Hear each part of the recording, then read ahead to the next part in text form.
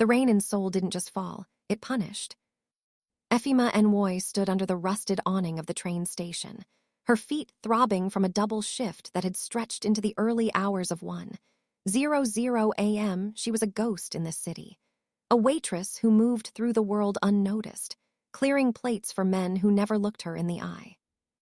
But she couldn't look away from the woman on the bench. The elderly stranger was drenched, her thin cardigan clinging to her shivering frame like a second skin.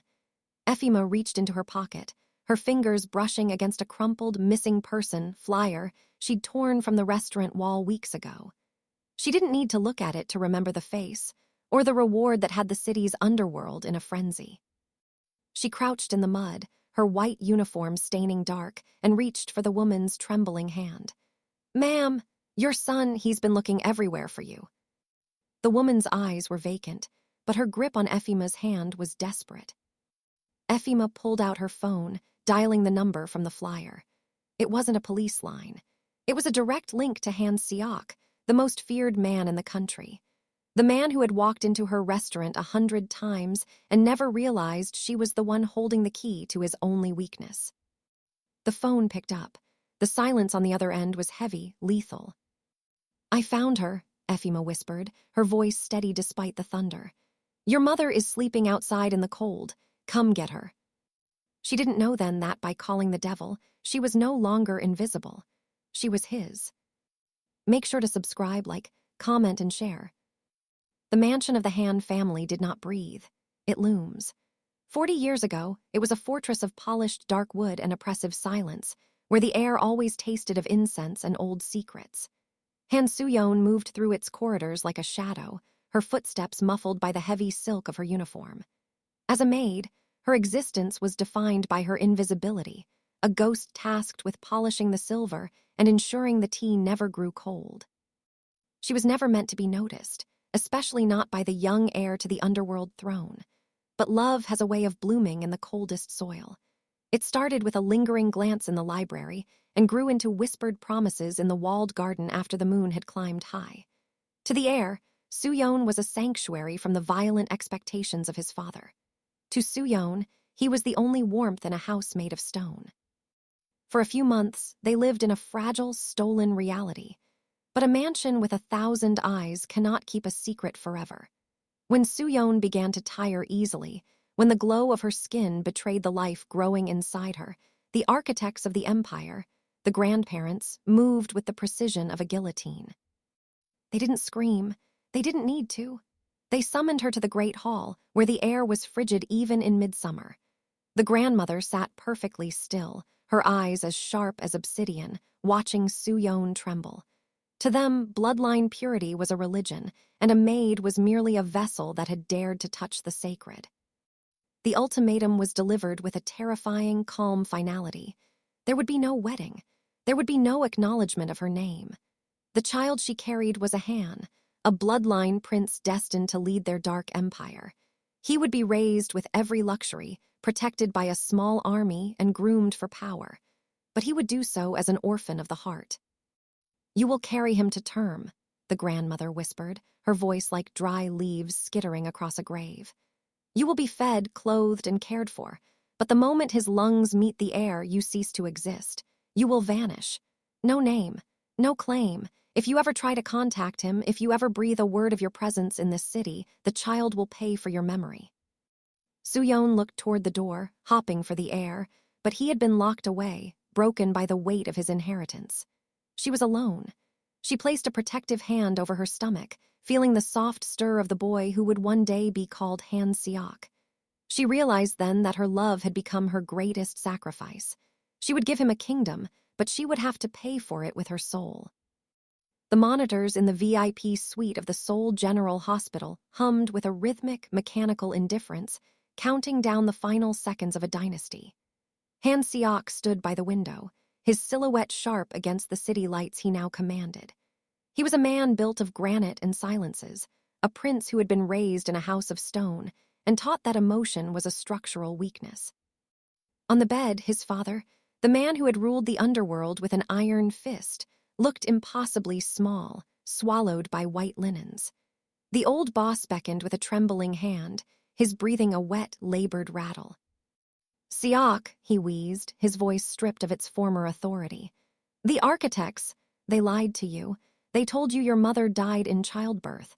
They told you she was a ghost." Han Seok didn't flinch, but his jaw tightened. He had lived his life around that hollow space, a wound that had never been allowed to scar. "She was a maid," the father confessed, the words spilling out like a long-held poison. "Soo-Yeon, she didn't die. They cast her out to protect the bloodline. I was too weak to stop them, so I loved her in secret, from a distance." With a final, agonizing effort, the dying man reached under his pillow and pulled out a small, weathered photograph, its edges yellowed by time and touch. Han Seok took the image. In the faded color of the late 70s, a young woman with a radiant, gentle smile stood near the mansion's garden. She looked nothing like the cold statues that filled his home. She looked like warmth. She looked like a beginning. "Find her," his father whispered, the light fading from his eyes. "Before the fog takes her, find her." The funeral was a silent, somber affair attended by men in dark suits and darker intentions, but Han Seok's mind was already elsewhere. The moment the soil hit the casket, the priorities of the Han Syndicate shifted. Territory disputes were tabled. Drug shipments were ignored. The order he issued to his lieutenants was singular and absolute. Within 48 hours, the invisible machinery of his empire moved into the light. Across every district in Seoul, from the luxury high-rises of Gangnam to the decaying alleyways of Itaewon, thousands of posters appeared. They were simple, stark, and impossible to ignore. They bore the grainy image of the maid and a private phone number that bypassed the police, the military, and the government, ringing directly to the encrypted device in Han Seok's pocket. The city whispered. The boss was looking for a ghost. Han Seok waited, staring at the phone on his desk, realizing that for the first time in his life, all his power meant nothing if he couldn't find the woman who had been traded for his throne. He had the kingdom. Now he wanted the mother. The lunch rush at the restaurant had been a blur of steam and clattering ceramic, but Han Seok's presence had slowed the world to a crawl. Efeoma remembered serving him, the way the air seemed to thin around his table. He had sat in his tailored black suit, staring at a glass of water he never touched, his eyes fixed on a point somewhere beyond the walls of the diner. Efeoma had set his plate down with a practiced, quiet grace, but he hadn't looked up. To him, she was just a pair of hands, another invisible gear in the city's machinery. His mind was a fortress, occupied entirely by the ghost of a woman he had never truly known, and the thousands of posters that had yet to yield a single truth. Now, 12 hours later, the silence of the restaurant was replaced by the roar of the midnight rain. Efeoma stood at the edge of the train station platform, her shift finally over, but her heart was heavy with a different kind of exhaustion. She crouched beside the elderly woman she had found shivering on the bench. The woman's skin was the color of parchment, and her hands, gnarled by time and labor, clutched a plastic bag as if it held her entire life.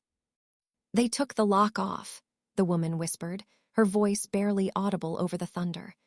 "The man said I couldn't stay because the money was gone. I've been here for 3 days, waiting for the sun." Efeoma felt a chill that had nothing to do with her wet clothes. She looked up and saw it, a missing person poster plastered to a nearby pillar, partially peeled by the wind. The grainy, black-and-white photo of a young maid was juxtaposed against the reality of the fragile soul leaning against her shoulder. The eyes were the same. The quiet dignity was the same. The realization hit Efeoma like a physical blow. She wasn't just holding a stranger, she was holding the most hunted person in Seoul. Everyone else walked past these posters with their heads down, terrified of the name Han Seok. But Efeoma reached into her pocket and pulled out her phone. Her fingers shook as she dialed the number scrawled at the bottom of the flyer. The call connected on the second ring. There was no greeting, only a heavy, expectant silence that felt like the edge of a blade. "Who is this?" Han Seok's voice came through, a low, dangerous frequency that vibrated against her ear. It was the voice of a man who had run out of patience and mercy. Efeoma took a breath, glancing at the woman who was now resting her head on Efeoma's shoulder. "You came to my restaurant today," she said, her voice steadying. "You didn't see me then, but I see her now. Your mother is at the station, Han Seok. She's been evicted and she's sleeping outside in the cold. The silence on the other end was deafening. It wasn't the silence of a disconnected line, but the absolute stillness of a predator whose heart had just stopped beating. For 5 long seconds, the only sound was the rain hitting the tracks. "Don't move," he finally whispered, the coldness in his voice replaced by a terrifying, raw urgency. "If you let her go, there is nowhere on this earth you can hide from me." The sound reached them before the light did, the synchronized roar of high-performance engines tearing through the rhythmic drumming of the storm. Within moments, 3 obsidian-black sedans cut through the curtain of rain, their headlights carving blinding white tunnels into the dark. They didn't just pull up, they staged an arrival, flanking the station platform with a cold, predatory precision that made the very air feel heavy. Efeoma shielded her eyes against the glare, her heart hammering against her ribs. The doors opened in perfect unison. A dozen men in dark suits stepped out, their umbrellas unfurling like black wings, but none of them moved toward the bench. They stood as a wall of silent steel, clearing a path for the man in the center car. Han Seok stepped into the deluge. He didn't wait for an umbrella. He didn't care that his $1,000 tailored suit was being ruined by the soot-stained water or that his polished shoes were sinking into the grime of the station floor. His composure, usually a suit of armor, was fractured.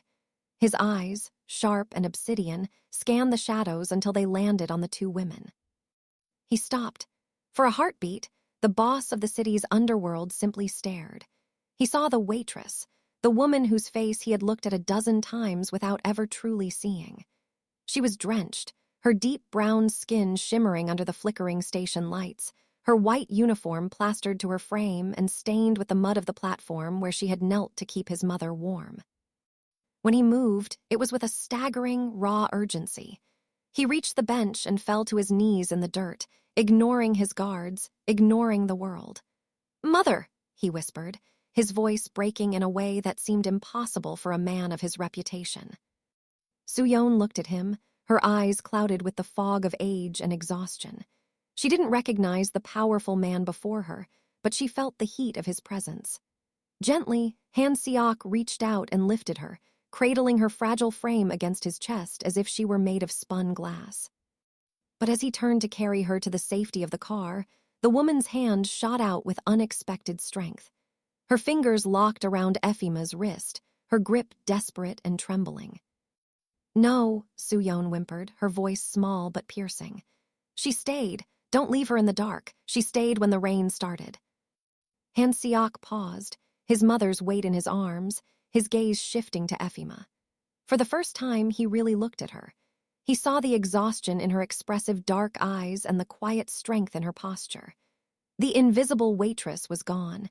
In her place was the only person who had valued his mother's life when it was worth nothing to the rest of the world. "Get in," he commanded, his voice no longer a threat but a low, vibrating necessity. "She won't let go of you, and neither will I." The Han estate was not a home. It was a monument to power. As the iron gates hissed shut behind the motorcade, Efeoma felt the weight of the silence that governed the grounds. The mansion rose out of the darkness, a monolith of glass and cold stone, illuminated by sharp, recessed lighting that left no room for shadows. Inside, the air was filtered and sterile, carrying the faint scent of expensive floor wax and nothing else. No smell of cooking, no sound of a television, no evidence that life actually happened within these walls. Men in dark suits stood at every threshold, their faces as expressionless as the statues in the foyer. They bowed in unison as Han Seok passed, but the gesture felt mechanical, a requirement of the bloodline rather than an act of respect. Efeoma, still in her stained Waitress uniform, felt like a vibrant, messy bruise on the pristine surface of his world. They reached a sprawling master suite where a medical team was already waiting to attend to Soo-Yeon. Only when his mother was tucked into a bed of Egyptian cotton did Han Seok turn his attention back to Efeoma. He stood by a mahogany desk, his presence filling the room with a heavy, pressurized tension. He didn't thank her. Gratitude was a currency he didn't know how to spend. Instead, he reached into the drawer and pulled out a checkbook. "You've done something no one else could," he said, his voice returning to that low, tectonic frequency. He scribbled a figure onto the paper, a number with enough zeros to ensure Efeoma would never have to clear another table or stand in the rain again. He tore it off and held it out between two fingers. "Take this. A car will bring you home. You are free of this." Efeoma looked at the paper, then at the man whose jaw was set like a trap. He was trying to buy his way out of a debt of the soul. He wanted to categorize her as a transaction so he could return to his controlled, architectural coldness. "No," Efeoma said softly. She didn't reach for the check. Han Seok's eyes narrowed, a flicker of genuine confusion crossing his face. "It's more than you would make in a decade. If you want more, name it." "You think everything is a debt to be settled," Efeoma said, stepping closer until she was within the orbit of his authority. She looked toward the bed where his mother lay, looking small and lost amidst the luxury. "Your mother didn't survive that station because of money. She survived because someone sat with her. She doesn't need a medical team and a golden cage, Han Seok. She needs a warm blanket that smells like home, and she needs a conversation with her son. You can't write a check for that." The silence that followed was absolute. Han Seok stared at her, the check still hovering in the air, a useless piece of paper in the face of a truth he had spent a lifetime trying to outrun. Efeoma didn't flinch. For the first time, the boss of the city's underworld looked like a man who had everything, yet possessed nothing at all.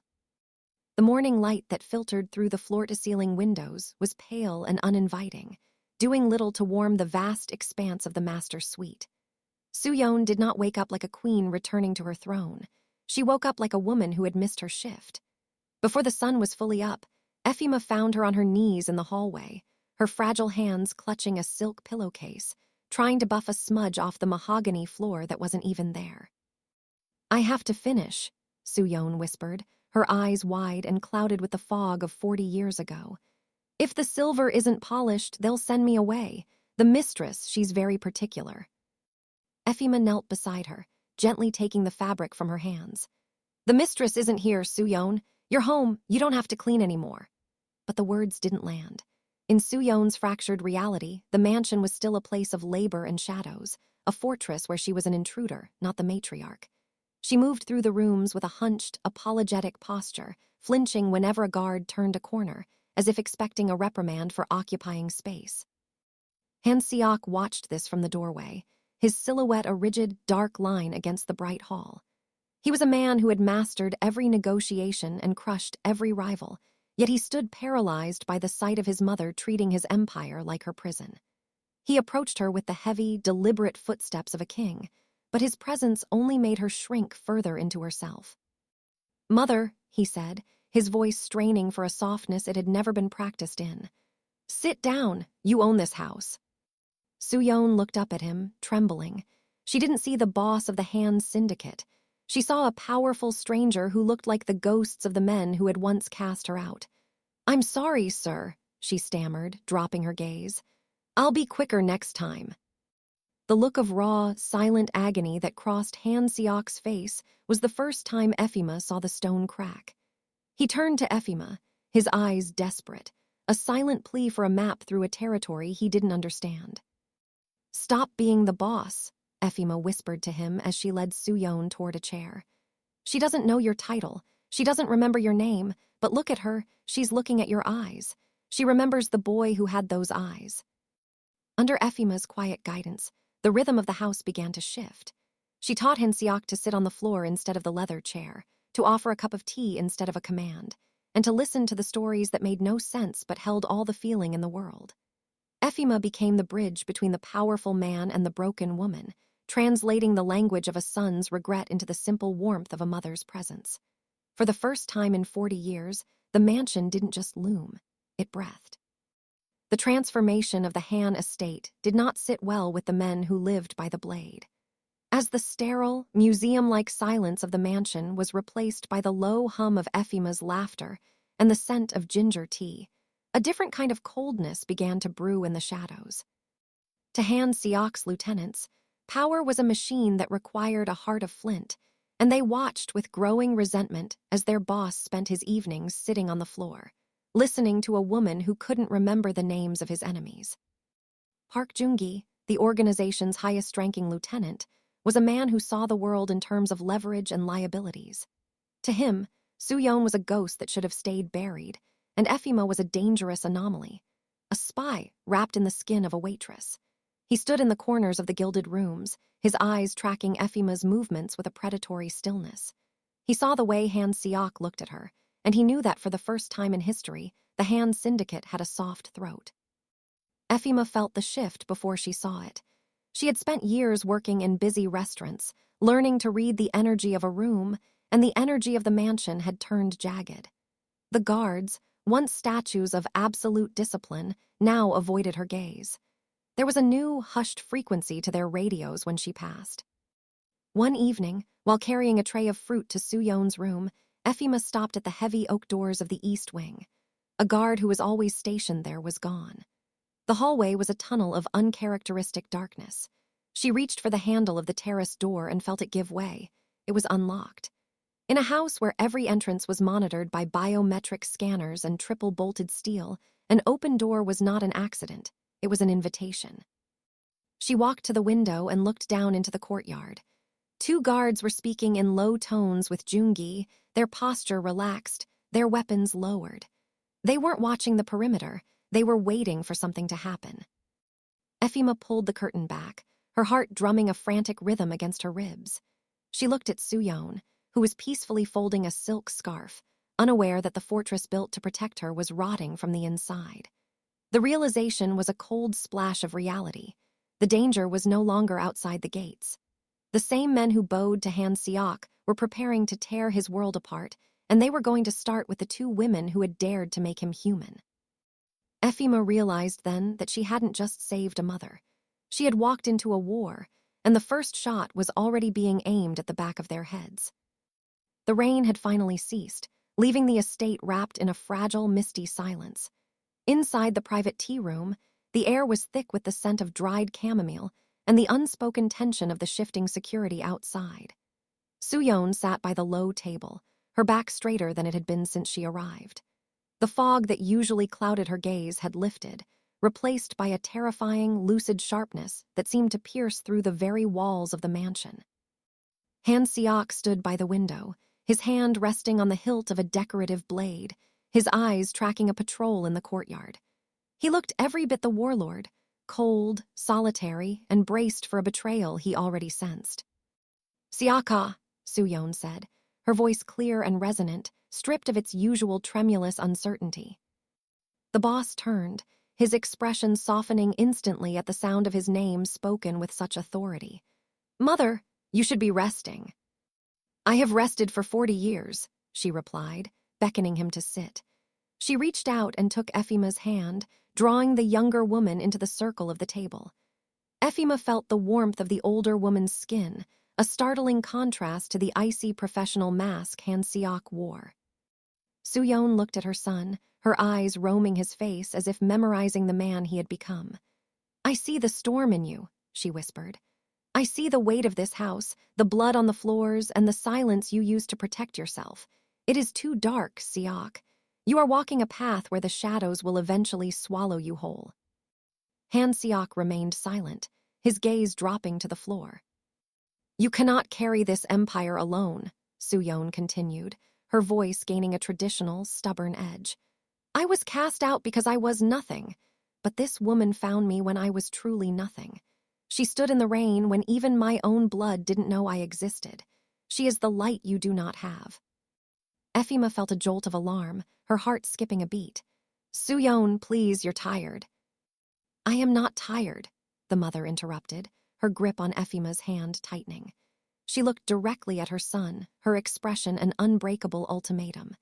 "If you want me to stay in this house, if you want me to believe that the Han family has a soul left to save, then you must make her a part of it. Marry her. Bring the woman who knows how to stay into a world where everyone else is waiting to leave." The air in the room vanished. Efeoma froze, her breath hitching in her throat as she looked at Han Seok, expecting a sharp dismissal or a cold laugh at the absurdity of the request.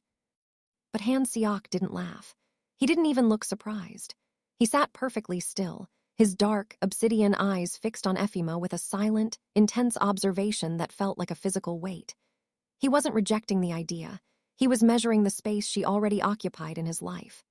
The silence stretched, heavy and profound, as the Mafia boss looked at the waitress and realized that his mother had named the only thing he was actually afraid to lose. The night air on the balcony was sharp, carrying the scent of damp pine and the distant, electric hum of soul. Below them, the city was a sea of flickering neon, but up here, in the rarefied height of the Han estate, there was only the sound of their breathing. Han Seok stood at the marble railing, his silhouette cutting a jagged line against the horizon.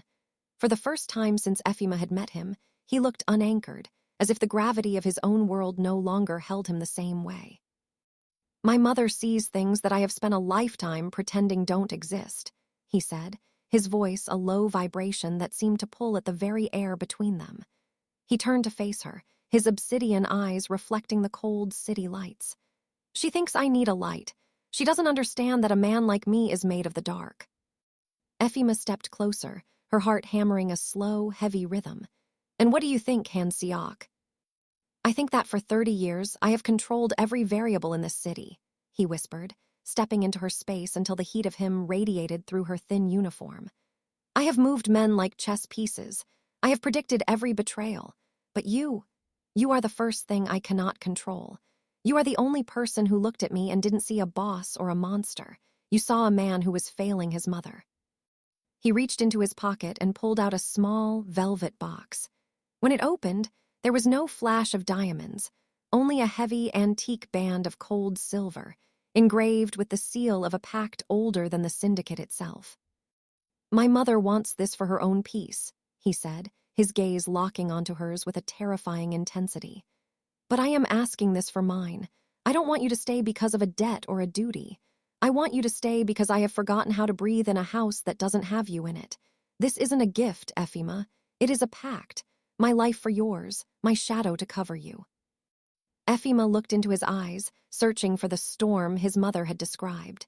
She saw it there, restless, violent, and deeply lonely.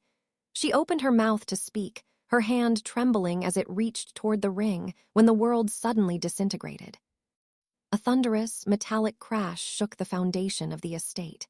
Below them, the heavy iron gates were torn from their hinges as a fleet of armored SUVs smashed through the perimeter. The silence of the night was obliterated by the rhythmic bark of automatic fire and the panicked shouts of the guards. "Seok!" Efeoma gasped, but before she could move, a single, high-pitched crack echoed from a nearby rooftop. The glass of the balcony door behind them shattered into 1,000 diamond-like shards. Without a second of hesitation, Han Seok lunged, his massive frame colliding with hers. He threw his body over hers, pinning her to the cold stone floor and shielding her from the rain of glass and lead. As the screams rose and the darkness of the estate was pierced by the red bloom of muzzle flashes, his weight was the only thing she could feel.